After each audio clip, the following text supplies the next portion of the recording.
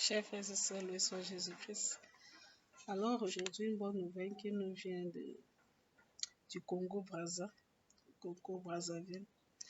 Le pape Léon XIV a nommé le père François Hallyday Mbouangui, qui est du clergé de Nkayi, comme évêque coadjuteur du diocèse de Nkayi.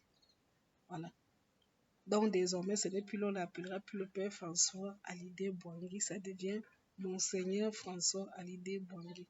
Il était jusque-là, avant d'être nommé évêque, il était directeur du centre diocésain de communication sociale et il était vicaire à la paroisse Saint-Michel-Archange de Mazingou depuis 2023. Voilà.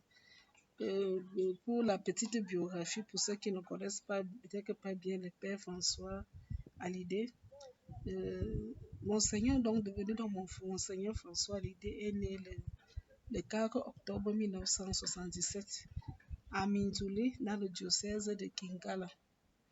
Voilà. Il a fait les études de philosophie au Grand Séminaire National.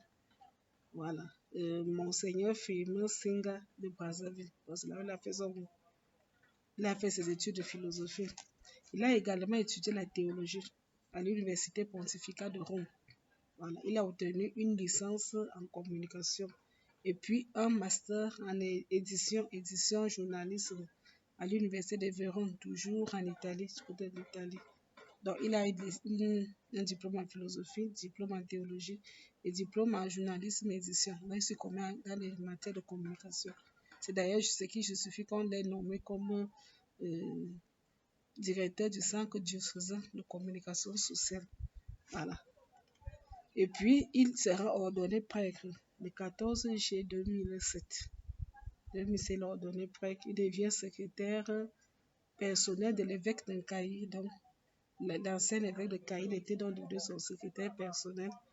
En plus, il deviendra plus tard chancelier même du diocèse. Voilà. Et c'est là où il se fera beaucoup plus connaître de tous en tant que chancelier.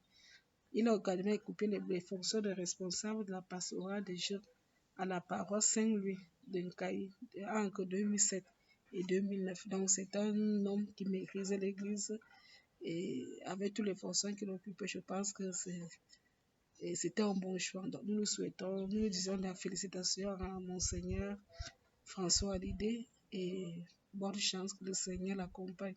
Et que l'année 2026 lui soit vraiment une année de grâce et bénédiction et que surtout la sagesse divine soit sur lui, que l'Esprit Saint l'accompagne. C'était la bonne nouvelle que je voulais partager avec vous aujourd'hui. Je vous souhaite une très bonne journée, encore une excellente bonne année. Que Dieu vous bénisse abondamment et en tout, loué soit Jésus-Christ.